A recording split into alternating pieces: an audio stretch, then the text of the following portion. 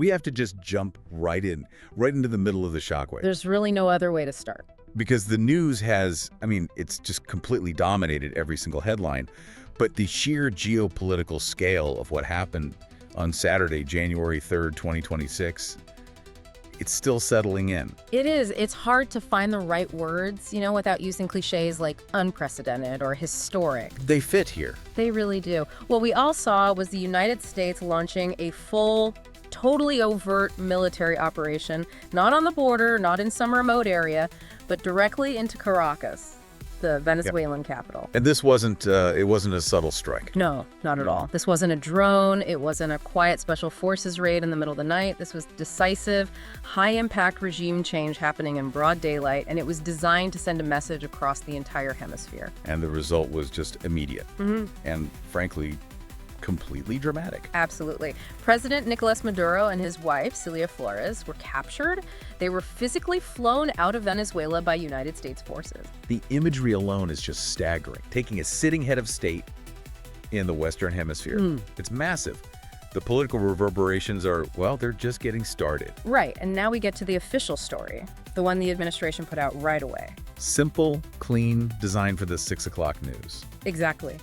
The action was necessary, they said, for fighting drug trafficking, for stopping the fentanyl pipeline, and for, protecting regional security. And that public justification, that's really just our starting point for this deep dive, isn't it? It is. It provides the necessary political cover, the legal scaffolding they needed to build on, especially with the focus back home on the drug crisis. But that's just the entry point. It's the cover story. So what we're going to do for you today is a deep synthesis. We've gone through a huge stack of articles, expert reports, and analyses, and they all tell a much, much more complicated story about why this specific, incredibly high-stakes military operation happened right now. Okay, so let's unpack this. Because that official line, the one about drugs and security, it feels pretty thin when you look at the sheer amount of military force they used and the massive geopolitical gamble they just took. It is thin. So our mission for you, our listener, is to get past that official story. We need to go deeper into these sources to find the real interconnected drivers behind this. And we're going to focus on 4 main pillars. Right. First, there's the hunt for strategic resources, and let's be blunt, that means oil. Then there's the great power rivalry, the escalating competition with China, specifically in Latin America. And you can't ignore the domestic politics, the clear calculations being made for the audience back in the United States. And maybe the most surprising piece of all, the sources say this is a calculated, intentional reassertion of a foreign policy doctrine that's almost 200 years old. Exactly. So we're synthesizing all of these different reports to piece together the deep structural strategy at play here. We're really looking for the why behind this very sudden, very decisive pivot. Because for years, the policy was different. Completely different. For years, the U.S. used sanctions, diplomatic pressure, political isolation. It was a strategy of slow strangulation. This intervention is a radical shift from that long-term pressure campaign to immediate, kinetic military action. And we need to understand the reasons Washington felt that pivot was necessary right now. We do, because it really sets the stage for a whole new era in U.S.-Latin American relations. The old rules, whatever they were, they just got thrown out the window. So let's start with how the stated goals changed over time, because there's a really critical shift in the official story that we have to trace. It goes from fighting a drug war to straight-up regime change. And the public narrative at first was focused 100% on security. Right. The administration's focus had been absolutely laser-like on shutting down drug trafficking networks, specifically those they could link to the fentanyl crisis, which is just, it's torn apart communities all across the U.S. And our sources really emphasize this critical step, a legally very significant step, that was taken just a few weeks before the operation in Caracas. What was that? In December, the administration officially declared fentanyl a weapon of mass destruction. Wow. And that specific declaration, it's not just rhetoric, it provided a vast, totally new legal and military framework for them to operate in. How so? What did that change? It essentially took the anti-drug operation out of the hands of, say, law enforcement and put it squarely into the realm of national security. It became a direct threat to the country, which then justifies using large-scale military force, under the guise of preemptive self-defense. Okay, so that declaration lays the legal groundwork for what came next, and it provides the basis for the military actions that we saw in the months leading up to the main event. Exactly. Before the big intervention in Caracas, the U.S. was already running a sustained, very high-profile campaign. For months, they were destroying Venezuelan boats in the Caribbean that they claimed were carrying drugs. This was the public-facing part of the fight, the anti-drug operation that everyone could see. Precisely. It was a very visible campaign of maritime pressure, of harassment, clearly meant to signal that the U.S. was serious about disrupting these routes. And, it worked. When the explosion started in Caracas on January 3rd, nobody in the region was really confused about who was behind it. Right, the context was already there. So people like Maduro himself, right before he was captured, and Colombia's President Petro, they immediately knew who to blame. They pointed the finger directly at the United States, and they explicitly linked the attacks back to that sustained anti-drug campaign in the Caribbean. And then Trump himself confirmed it on Truth Social, admitting they had carried out a large-scale attack on Venezuela. But here's what's so fascinating for anyone trying to analyze this. It's watching that transition, that pivot, from a security justification to a clear intent for regime change. That's the key. At first, the military actions, blowing up the boats, were framed as interdiction, choke off a trafficking source, put pressure on the regime. But then, a crucial piece of information came out that exposed the real evolving goal. It did. It came from the Chief of Staff, Susie Wiles. She told Vanity Fair in an interview that her boss explicitly wanted to, and this is the direct quote, keep blowing up boats until Maduro surrenders. That quote is everything, isn't it? That is the pivot point. It changes the entire game. It moves the goalposts completely. It signals that the purpose was never just about disrupting a supply chain or stopping narcotics. The real target had always been the political leadership itself. So the whole anti-fentanyl campaign, destroying the boats, that was all just a massive, incredibly destructive tool to achieve a single political goal. Forcing Maduro out of power. Right. And Paul Hare, who's a retired British diplomat, now a specialist on Latin America at Boston University, he gives some really crucial context on this strategic shift. What does he say? He suggests that when the administration first began its second term, the initial idea might have actually been to cut some kind of deal with Maduro. A deal, like a negotiation. A transactional deal, yeah. Something that might have benefited both sides in a way. Maybe an agreement on repatriating Venezuelan migrants, or securing some valuable U.S. oil concessions, or signing new commercial pacts. And under that scenario, Maduro might have stayed in power. Exactly. It was a hypothetical deal that might have allowed him to remain, but, greatly weakened and basically subservient to U.S. interests. A negotiation under duress, using the drug war as the leverage. But that's not what happened. No. The Wiles interview confirms that shift. The pressure campaign went beyond just leverage for a negotiation. The intention changed from getting concessions to demanding outright removal. Why? Why the change? The geopolitical calculus must have shifted. They decided that the risk of Maduro staying in power, no matter how weakened he was just too high. Yeah. He had to be gone completely to secure the bigger, long-term U.S. objectives. And those bigger objectives, as the sources show us, they go far beyond Caracas. They even go beyond Venezuela's borders, which brings us to this critical idea, the Cuba calculation. Yes. If we connect this intervention to the bigger geopolitical map, what happened in Venezuela has a massive strategic impact on another one of America's long-standing adversaries. This is just a textbook case of solving two problems with one single action. How so? Isis Renzulo, an expert from the German Institute for Global and Regional Studies, he highlighted this very clearly. Cuba is, it's an economically weak, isolated military dictatorship, and for years it has been kept afloat almost entirely by deeply subsidized Venezuelan oil. So this isn't just about friendly trade, it's an economic lifeline. It's absolute dependency. Renzulo's analysis emphasized that Venezuela is Cuba's only nearby lifeline.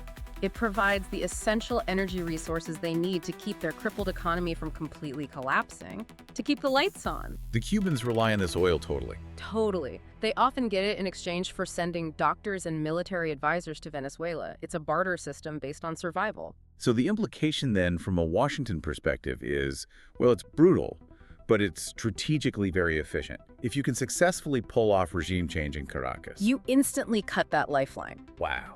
The economic assessment is incredibly stark. Cuba would be, and this is the quote, absolutely screwed economically by the sudden permanent end of those Venezuelan oil shipments.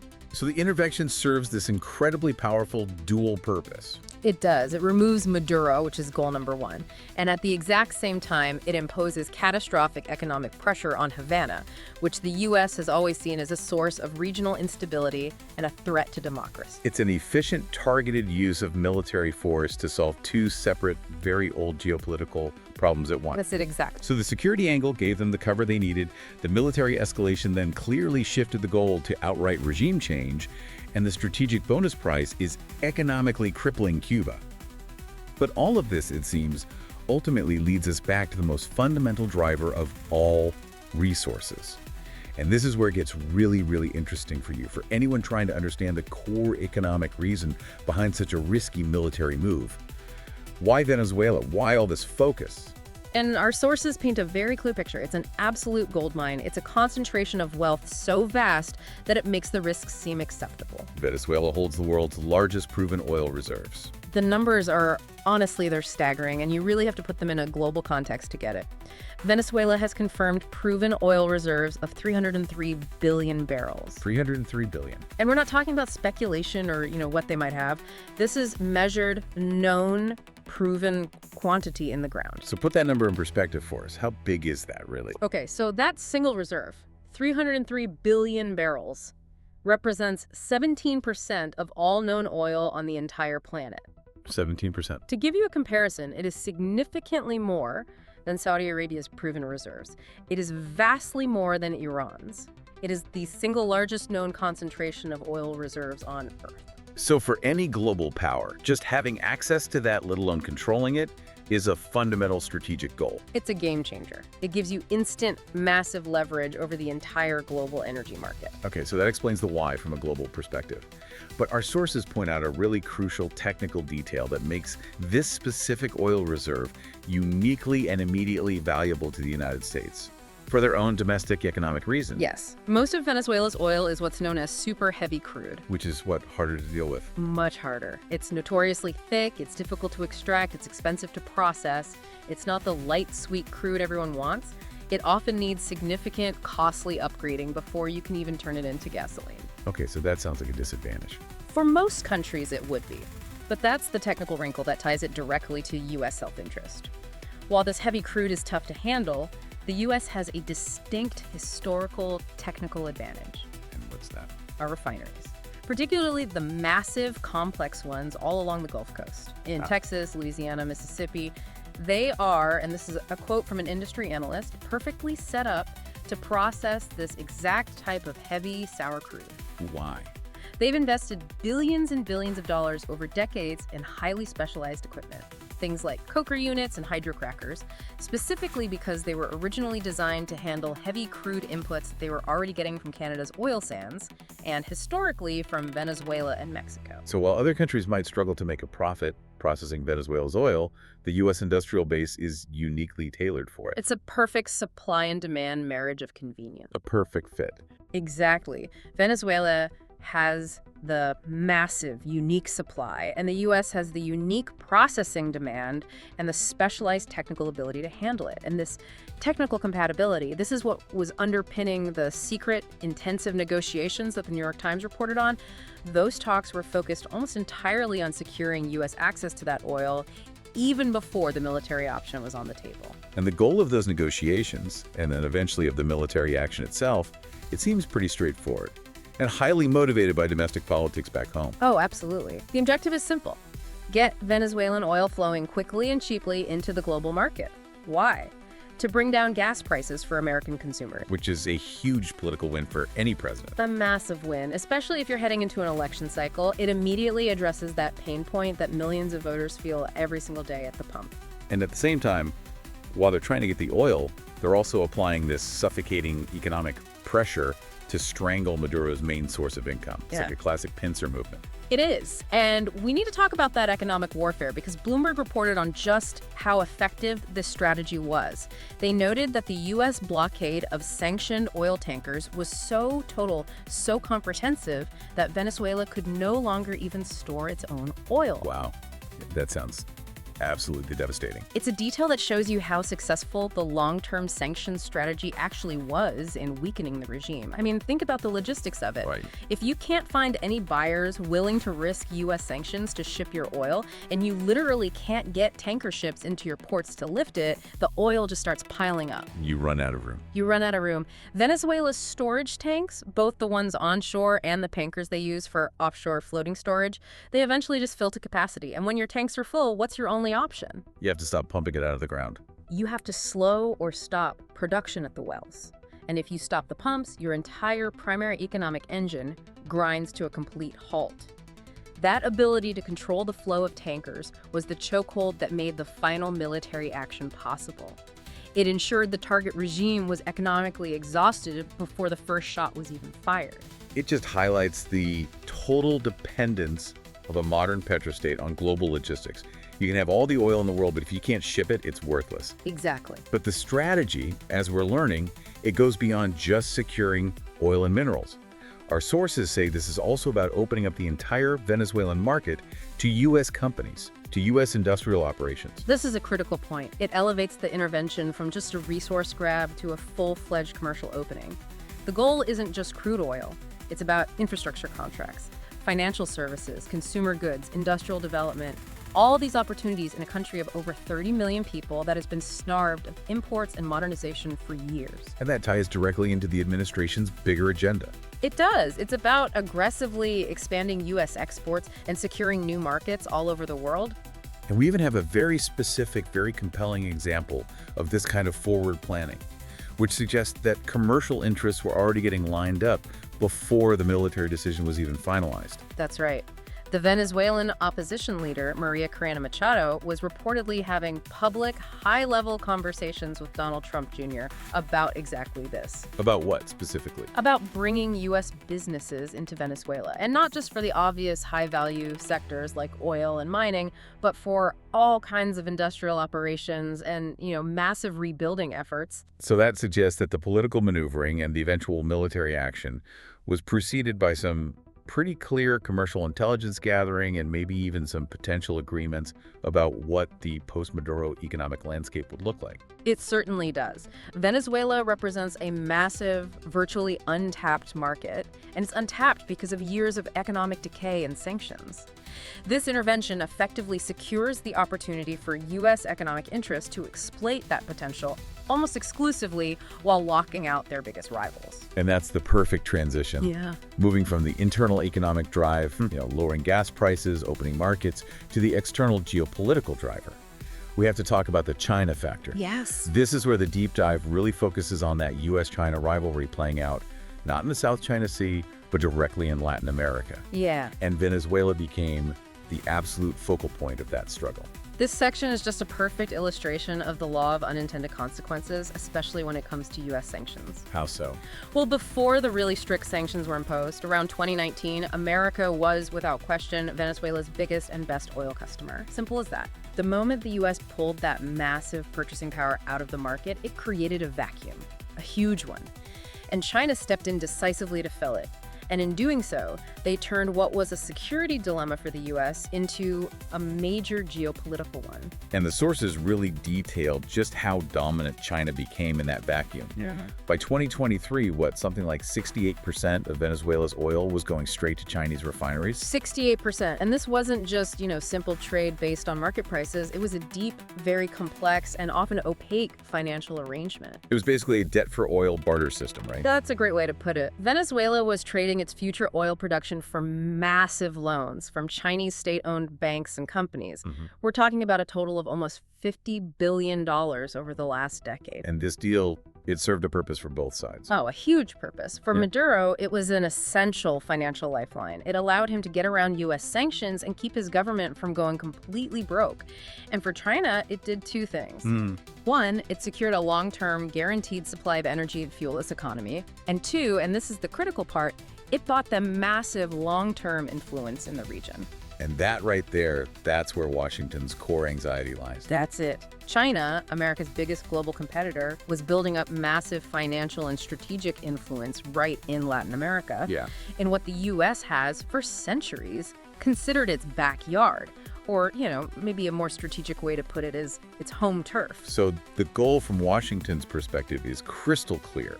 It's an unambiguous erosion of hemispheric hegemony.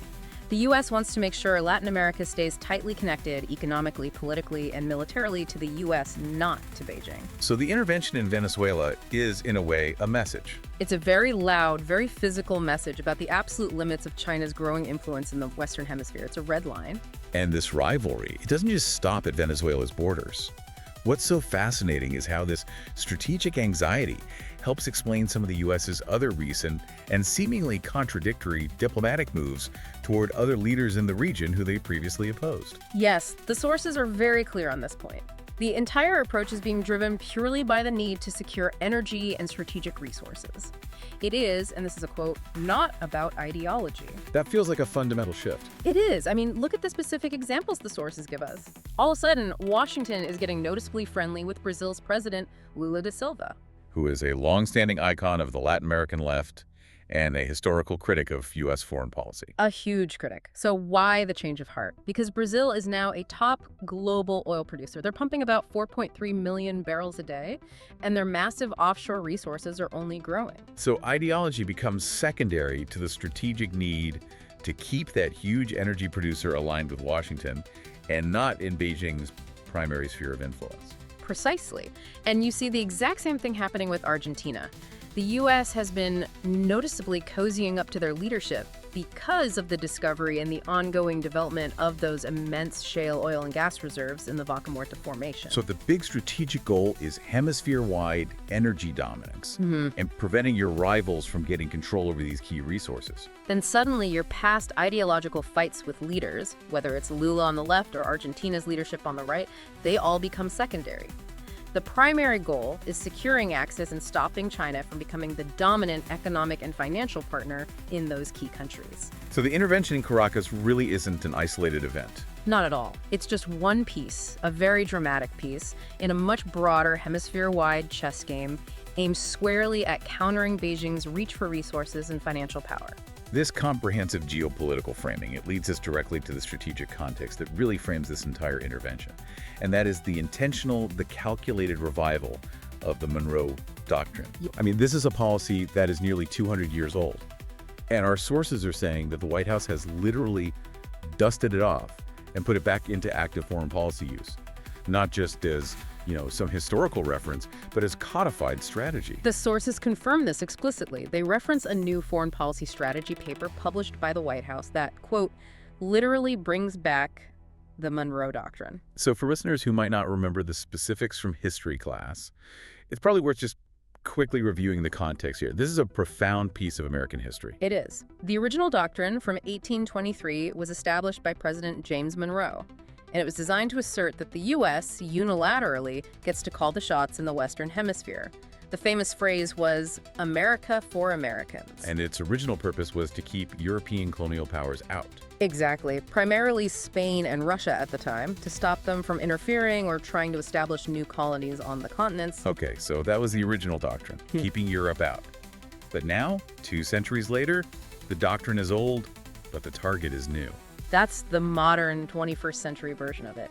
Instead of keeping European colonial powers out, the administration is using the doctrine to keep China out. And it's a profound declaration of intent. It is. And the strategy document doesn't even try to hide it. It explicitly states that the U.S. needs to reclaim the principles of the Monroe Doctrine in Latin America. The core objective is to make Latin America the top non-negotiable priority for U.S. security, stability, and prosperity. Which means ensuring that China does not gain military, financial, or strategic access to the region's critical resources.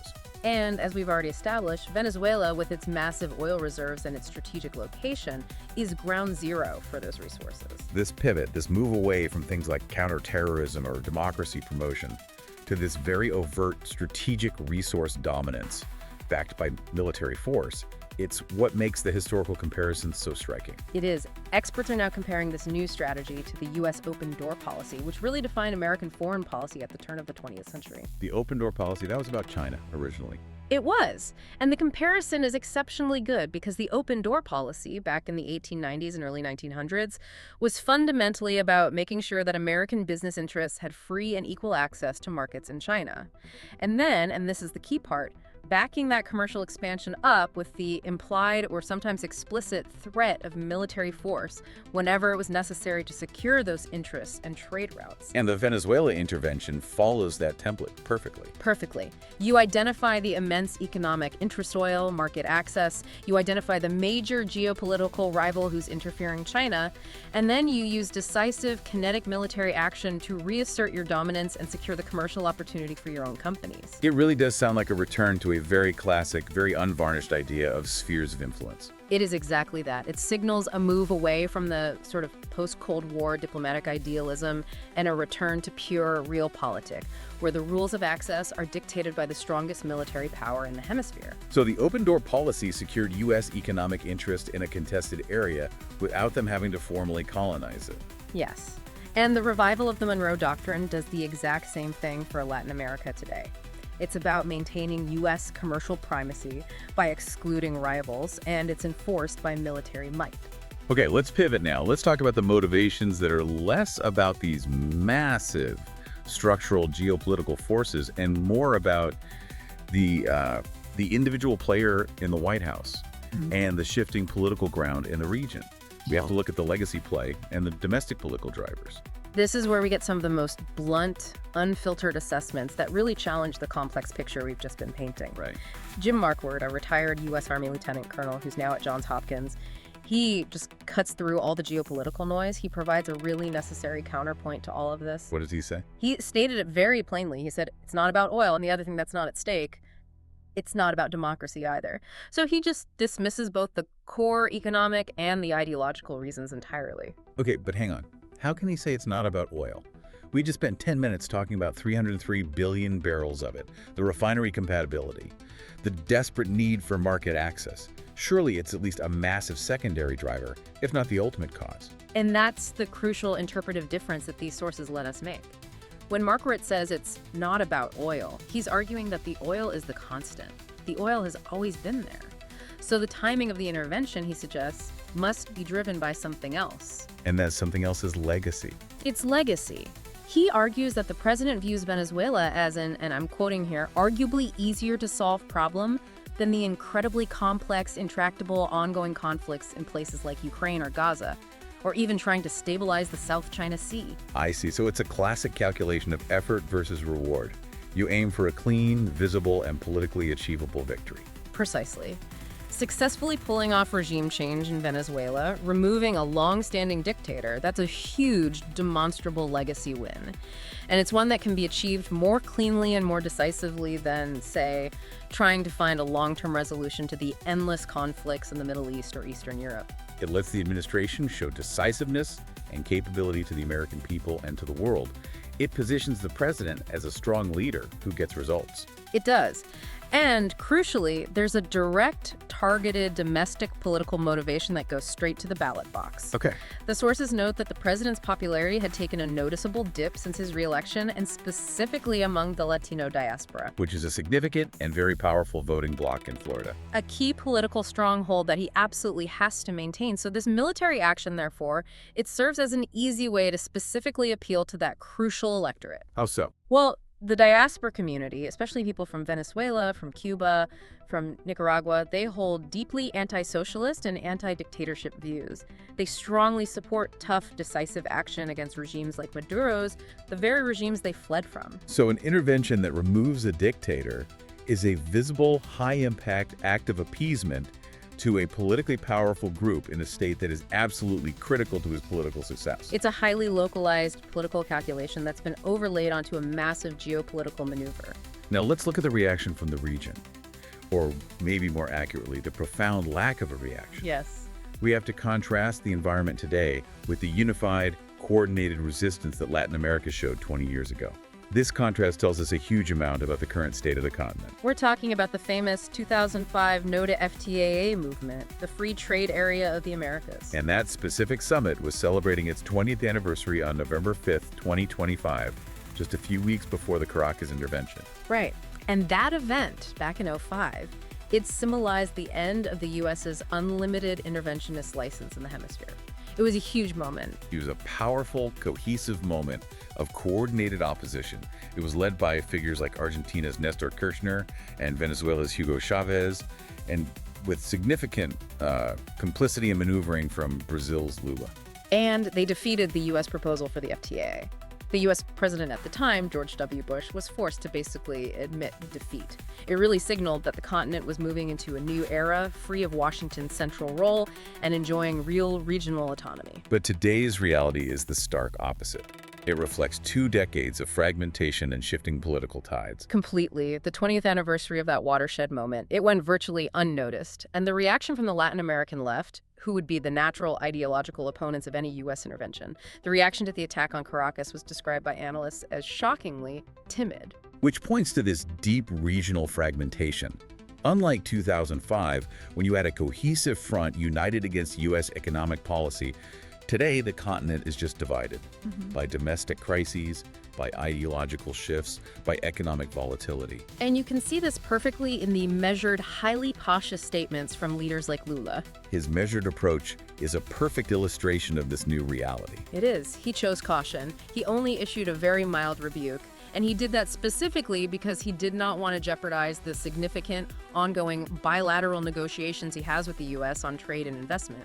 The coordinated regional response that checked U.S. power 2 decades ago, it simply doesn't exist now, which makes a U.S. intervention much easier and much less costly, diplomatically. And if we connect this lack of resistance to that security narrative the U.S. was pushing, we find a truly counterintuitive piece of data that fundamentally changes how we understand regional support. Yes. The U.S. advance under the justification of public security and fighting narco-terrorism is actually becoming popular among Latin Americans themselves. This is maybe the most shocking finding in our entire source stack because it totally undercuts that traditional assumption of automatic regional opposition to any U.S. intervention. What did the data say? Specific high-quality poll data from Atlas Intel, which was commissioned by Bloomberg, showed that a majority of Latin Americans actually supported armed intervention in Venezuela. That is a critical piece of information. They supported the type of action that led to Maduro's capture. They did. And furthermore, when people were asked about who was committed to bringing freedom to Venezuelans, a significant number, 33%, believed Donald Trump was very committed to this goal.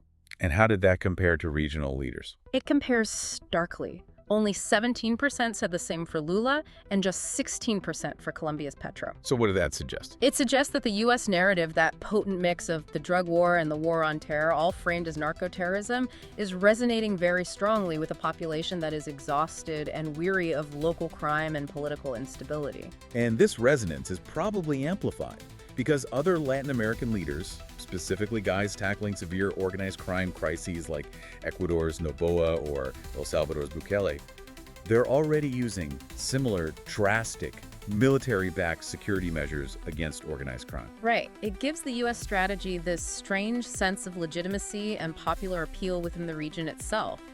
The U.S. is basically tapping into a pre-existing anxiety about security. They're, in effect, piggybacking on the region's intense domestic security focus. Exactly. By framing the intervention as a necessary, if aggressive, response to drug threats that affect everyone, instead of framing it as an imperialist resource grab, it manages to get regional support, or at the very least, neutralize any effective opposition. So what does this all mean when we pull back and look at the entire complex picture? The capture of Maduro is, it's so much more than a simple anti-drug operation, even if that was the legal pretext. It is a textbook, classic power play, and it's rooted in deep structural realities. It's rooted in this triple necessity that seems to define this era of U.S. foreign policy. That's right. First, there's the need to fulfill immediate, critical U.S. energy demands and secure market access for U.S. corporations. That's the economic driver. Second, the strategic necessity of confronting and containing China's influence in the Western Hemisphere. That's the geopolitical driver. And third, there's the domestic political agenda, the need to reassert American dominance and appeal to a key voting bloc at home. And Venezuela was always going to be ground zero for this. It was always going to be. Yeah. Because of that unique combination of its immense U.S. refinery-ready oil reserves and its strategic importance in the context of this new, or maybe old, American foreign policy, the strategically revived Monroe Doctrine. This complexity, it just contrasts so so sharply with the rules of engagement that defined Latin American politics just 20 years ago. It does. Let's just quickly revisit that strategy that so successfully defeated the U.S. push for the FTAA back in 2005. Chavez himself revealed the strategy that Nestor Kirchner had advised him to use. What did he say? He said, "Hugo, let's defeat these people through exhaustion." The whole idea was just to talk and talk nonstop to tire them out. And that strategy of exhaustion, it worked. But it's so important to understand why it worked. It worked because of historical conditions that just do not exist anymore. Right. At that time, U.S. focus was completely elsewhere. Completely, deeply, almost exclusively engaged in the Middle East and the global war on terror.